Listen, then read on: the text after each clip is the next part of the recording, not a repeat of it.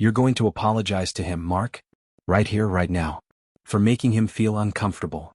Those were the words my wife, Lisa, spat across the dinner table as she stood beside the man she was secretly sleeping with, and I was foolish enough to obey. What she didn't know was that I had already discovered everything, and that her lover's fiancé was sitting just a few feet away, watching the entire performance unfold. What happened that night wasn't just revenge. It was the quiet destruction of two liars who thought they could control the game. Viewers, tell me, what would you do if your own wife demanded you apologize to the man she betrayed you with? Could you stay calm long enough to destroy them both? Subscribe, like, comment and watch till the ending to share this interesting story to family and friends. My name is Mark Steve. I'm 32, a marketing executive living in Manchester, and for as long as I can remember, I've believed in loyalty, honesty, and respect, values that my parents drilled into me while growing up in a small, disciplined household. My father, a retired Army officer, always said, "Mark, people will test you. Not everyone deserves your trust. Guard it carefully and never let anyone walk over you." Those words followed me into adulthood, shaping the way I saw relationships, friendships, and even business. I thought I understood people until the day I discovered my wife, Lisa, was cheating on me, and worse, the day she forced me into humiliation just to protect her secret. It was a gray Saturday morning in Manchester, the sky low and heavy, the kind of weather that presses against your chest like a warning. Lisa sat in our dimly lit living room, her phone in hand, fingers tapping like a metronome, and a smirk I didn't recognize plastered across her face. She looked calm, too calm. "Mark," she said, voice deceptively sweet, "I want you to apologize, to him. To my lover, in front of his fiancée." I froze. My body refused to move at first. Apologize? To her lover? In front of his fiancée?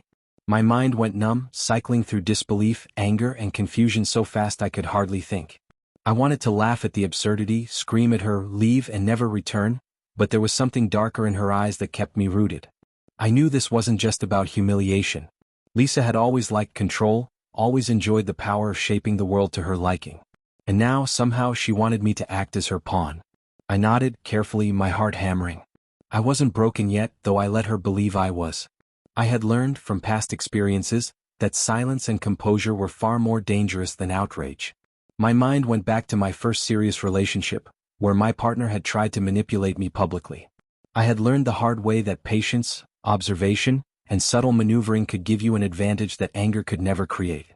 I swallowed, my throat tight, and kept my eyes on her. The twist hit me next. She didn't just suggest it, she had already invited them. Today. The realization made the room feel smaller, suffocating. I had no time to prepare. No time to plan my words or my face. She had set the stage, arranged the actors, and now I was expected to perform. I remember watching her pacing, the soft morning light from the window reflecting off her phone, and wondering how I had ever missed the little signs, the secretive texts, the late-night excuses, the subtle shifts in her affection. My life, or at least what I thought was my life, had become a chessboard, and I had only just realized the pieces were already moving without me knowing. That day, I understood that humiliation was a weapon for some, and patience was my only shield. I didn't know it yet, but the quiet revenge that would come would not be obvious, loud, or vengeful. It would be surgical, precise, and delivered in the one place Lisa and her lover never expected. The truth laid bare before everyone who mattered. And as I looked at her smirk, I realized something else. I wasn't going in blind. I would watch, I would wait, and I would act. I sat in the back seat of a black SUV, the hum of the engine blending with the rhythmic tapping of rain against the windows. Manchester streets blurred past, wet and reflective under the dull gray sky, mirroring the storm of thoughts in my mind. My hands gripped the leather seat, knuckles white as if holding on tighter could keep my composure intact. Beside me, Lisa chatted lightly with the driver, her laughter soft, practiced, almost innocent, but I knew better. I had seen that same laughter in her eyes when she lied, when she plotted.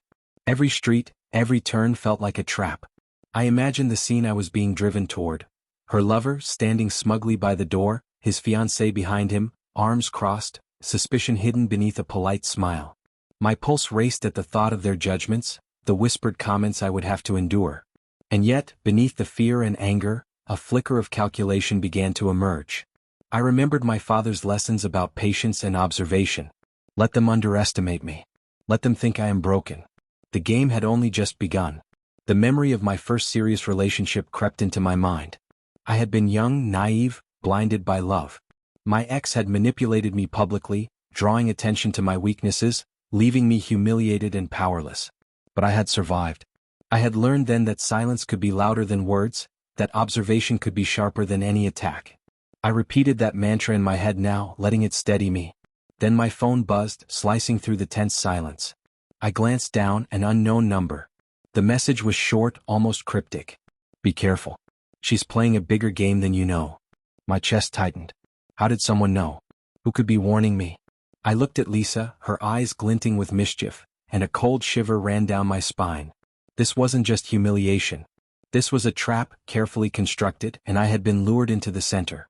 I thought back to the small details I had ignored over the past months. The late-night texts she deleted, the sudden interest in being overly affectionate when I was around, the secret calls that ended abruptly when I walked into the room. Each moment had been a breadcrumb, a clue to a pattern I hadn't seen until now. And suddenly the pieces clicked together, the control, the lies, the audacity. I stared out the window as we passed familiar streets. There was a part of me that wanted to scream, to demand answers, to leave. But I didn't. I let the rain blur the city around me, let my mind sharpen instead, planning, observing, noting every potential weakness in the people I was about to face. Every detail I remembered, every instinct I had, told me this would not end the way Lisa expected. As we approached the high rise where she had orchestrated this meeting, the anticipation was almost unbearable. My chest tightened, but not from fear. This was excitement, the kind born from knowing that while I appeared powerless, I was quietly preparing to turn the tables. Lisa thought she was in control. Soon she would see just how wrong she was. And I would wait, patient, until the perfect moment to strike, not with words but with truth. Don't forget to click the subscribe button. The rain had slowed to a drizzle by the time we reached the apartment complex. It was one of those sleek, glass-fronted high-rises in the heart of Manchester, expensive, pretentious, and soulless. The kind of place people lived in not for comfort but for status. As the car pulled up, I could see our reflections distorted in the glass doors. Lisa, immaculate as ever in her cream coat and subtle makeup, and me, expressionless, quiet, a shadow beside her. She smiled faintly as we stepped out, clutching her phone like a weapon. "Don't embarrass me, Mark," she whispered, adjusting her hair in the reflection of the elevator mirror. Her tone wasn't pleading, it was commanding, cold. "Just say what you need to say and leave it at that." I didn't reply. The elevator hummed as we ascended, each floor number lighting up like a countdown. I watched her through the mirrored walls, her posture straight, her confidence unwavering. And then I noticed something. Her hand trembled slightly when she adjusted her ring. She was nervous. It was brief, almost imperceptible, but I caught it. It told me everything I needed to know. She was losing control, even if she didn't realize it yet. As the elevator doors opened, I was hit with the scent of expensive cologne and polished wood. Her lover, Daniel, stood at the door of his apartment, smiling smugly. He was tall, athletic, the kind of man who lived for validation. Beside him stood his fiancée, Grace. She was beautiful in a quiet way, her posture guarded, her eyes sharp. From the first moment, I could tell she wasn't comfortable. "Mark," Daniel greeted, extending his hand with a grin that made my stomach turn. "Didn't think I'd ever see you here, mate." I shook his hand. His grip was strong, deliberate, performative. "Neither did I replied, voice steady. Lisa brushed past me, her tone falsely cheerful. "Let's not make this awkward. We're all adults here." Grace said nothing. She just watched, her eyes darting between Daniel and Lisa like she was piecing together a puzzle she didn't want to finish. As we moved into the apartment, I scanned the space. Everything was spotless, too spotless. Candles burned softly on a glass table, jazz music played low in the background. The setup was almost theatrical. My stomach tightened again. This wasn't just a meeting. Lisa had planned this moment like a stage play, every prop in place, every expression rehearsed. Daniel gestured for us to sit. Lisa took a seat beside him, not beside me. That small detail said everything. Grace noticed it too, her brow furrowed just slightly. When Daniel leaned toward Lisa and whispered something, I caught only one word: trust. Lisa's lips twitched in response, but she didn't look at me. The sound of that single word lingered in my head, echoing like an omen. I didn't know it yet, but that whisper would be the first crack in their facade. I sat quietly, pretending to comply, while in my mind every movement, every glance, every tremor became ammunition. Lisa thought she'd brought me here to humiliate me. What she didn't realize was that she had just given me the perfect battlefield. I could feel the tension in the air, thick and heavy, as if the walls themselves were holding their breath. The four of us sat in Daniel's pristine apartment. Lisa and Daniel on one couch, their bodies angled slightly toward each other, while Grace and I occupied opposite sides like spectators at an invisible war. Every tick of the clock echoed louder than the jazz playing softly from the speaker. Lisa crossed her legs, her tone deceptively casual. "Mark, I think it's best we clear the air. You've said some hurtful things in the past. Maybe an apology would help us all move forward." Her words dripped with condescension. I looked at her, searching her face for even a hint of guilt. Nothing. She sat there cool and poised, as though I were the problem, as though her affair was just a misunderstanding we could smooth over with polite conversation. I felt Grace's eyes on me. She wasn't comfortable. The way her fingers fidgeted on her lap betrayed her unease. She was starting to sense that something was off about all this. Daniel, on the other hand, leaned back, smirking, basking in the twisted power he thought he held over me. I took a slow breath. My instincts screamed to fight back, to expose them both right there, but I remembered my father's voice. "Never fight angry, son. Angry men make mistakes. Calm men make moves." So I leaned forward slightly, clasped my hands together and said quietly, "You're right, Lisa." She blinked, surprised. Even Daniel's smirk faltered for a second. Grace tilted her head, watching. "I should apologize," I continued, each word deliberate, steady. I spoke out of emotion. I accused, I doubted, I let insecurity get the better of me. And for that I'm sorry. The room fell silent. Daniel chuckled, low and arrogant. "See? That wasn't so hard, was it, mate?" Lisa smiled, triumphant, but her relief was too obvious. She thought she had won. She thought my apology was submission. But beneath the calm tone of my voice, something else simmered, a quiet calculation. Grace shifted in her seat. "Wait," she said softly. "What exactly is he apologizing for?" The question hung in the air like smoke. Lisa's smile faltered. Daniel looked momentarily caught off guard. I could see the faint panic in Lisa's eyes, the subtle tightening of her jaw. Grace's intuition had struck a nerve. "For misunderstandings," Lisa said quickly, too quickly. "You know how relationships can get." Grace's gaze lingered on her, suspicious. The tension tightened again, this time with a new undercurrent, doubt. As they spoke, I scanned the apartment, and that's when I noticed something under the glass coffee table, a half-hidden envelope. A corner of it peeked out as if hastily shoved there. My instincts flared. I let the conversation continue without reacting. I smiled faintly as if I was finally at peace. But inside, every sense was alive. I knew that whatever was inside that envelope wasn't meant for me to see, and yet fate had placed it right there, between the lies and the performances. Lisa looked at me again, her smirk returning. "Thank you, Mark. That was mature of you." I nodded slowly, my expression unreadable. But in my chest, a cold, silent satisfaction began to grow. She thought this was over. She thought she had crushed my dignity, made me bow before her lover. What she didn't realize was that in her little theater of deceit, she had just handed me the script for my revenge. Don't forget to subscribe for more interesting stories. I leaned back into the couch, my apology still hanging in the air like a faint, bitter taste. Lisa's satisfied expression hadn't changed. She thought the storm had passed. But I could feel the shift in the room. Grace's silence wasn't submission, it was suspicion. And Daniel's smirk, though confident, had started to twitch at the corners. He was too self-assured to notice that his fiancée was quietly studying him like a puzzle she wasn't sure she wanted to solve. The air smelled faintly of red wine and jasmine candles. Everything about the room screamed control: polished furniture, arranged photo frames, the perfectly stacked magazines on the glass table. But beneath that order, I sensed chaos waiting to spill over. Lisa reached for her glass of wine, her nails tapping against the glass in a rhythm that betrayed her nerves. "Well," she said, her tone falsely bright, "I think we can all agree it's good to finally let go of resentment." I smiled faintly. "Absolutely," I replied, my tone steady, my gaze fixed on Daniel. "Letting go is healthy. But sometimes before you let go, you have to understand what you're really holding on to." Daniel laughed lightly, glancing at Lisa as if to say, "He's still talking in riddles." But I noticed the way Lisa's fingers froze on the stem of her glass. She caught my meaning even if he didn't. While they talked, my eyes kept drifting to the envelope under the coffee table. It was cream-colored, slightly crumpled at one corner, something hastily hidden, not stored. A faint, smudged lipstick mark stained the edge. I filed every detail away in my mind, waiting for my moment. Grace's voice cut through the tension. Lisa, she said softly, how long have you and Daniel known each other? Lisa blinked. Oh, months, she said quickly. Just through mutual friends, you know. Social circles. Grace nodded slowly but didn't look convinced.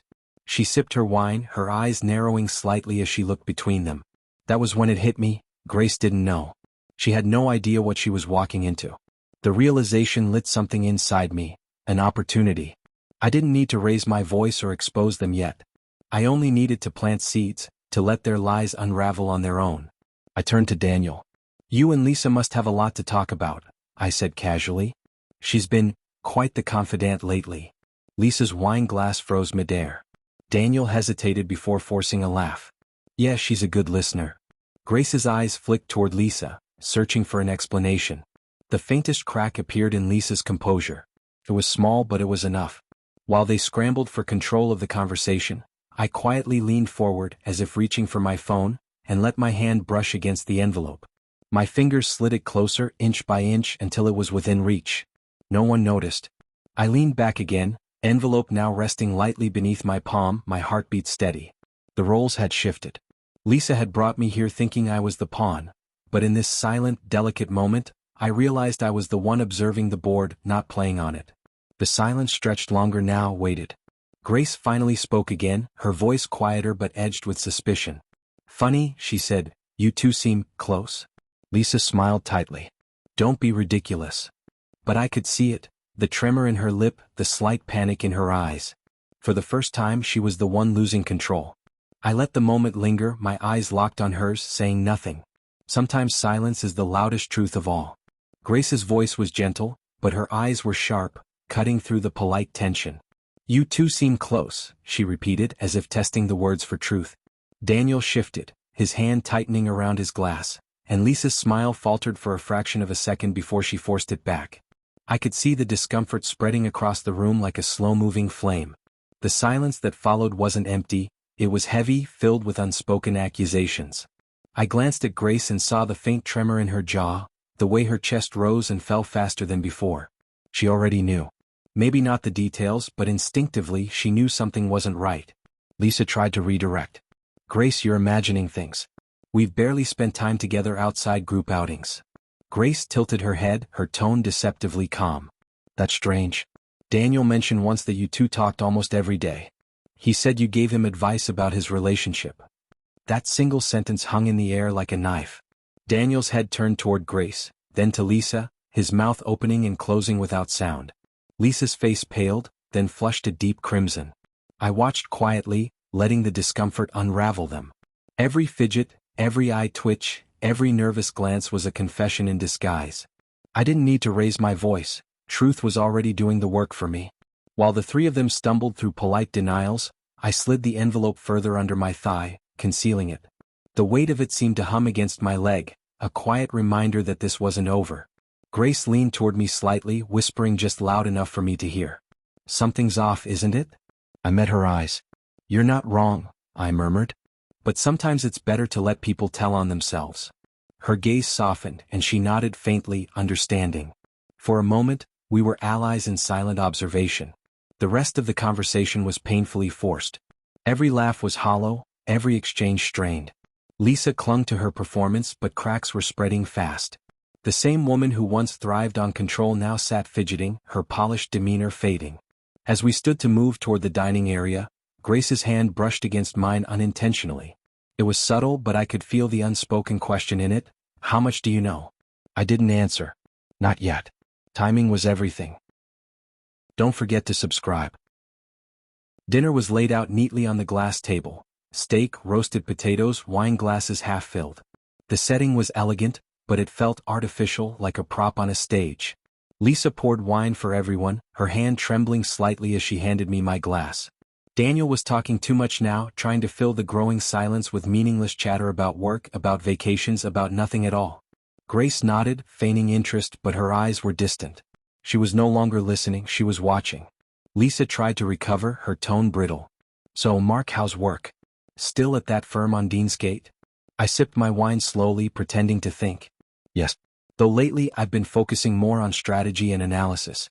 You learn a lot by watching how people move when they think no one's paying attention. Lisa's fork paused midair. I didn't need to look directly at her. I could feel the tension radiating from her seat. Grace's curiosity sharpened. Strategy?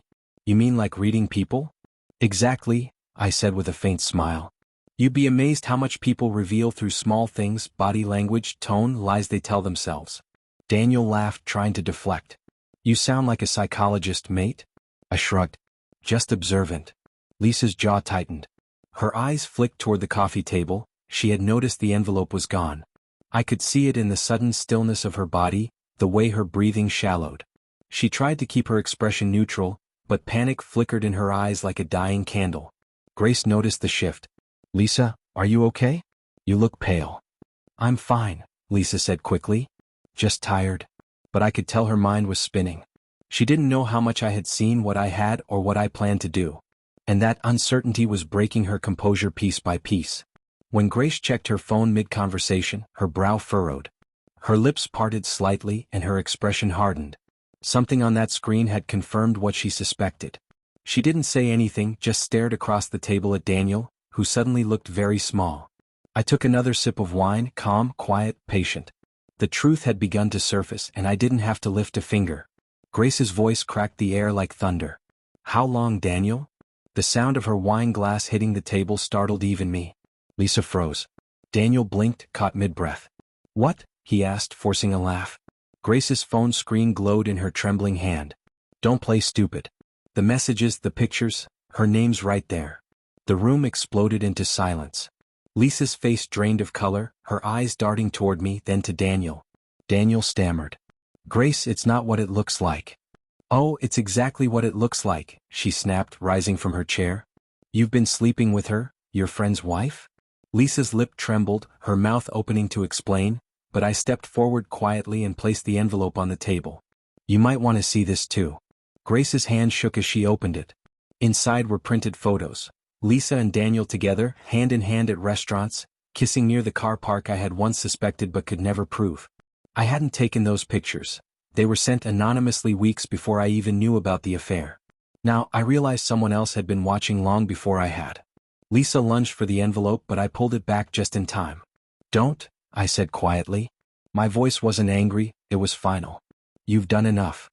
Grace stared at the photos, her chest rising and falling rapidly. Daniel reached for her arm, but she yanked it away. Don't touch me, she hissed. Lisa's mask finally cracked.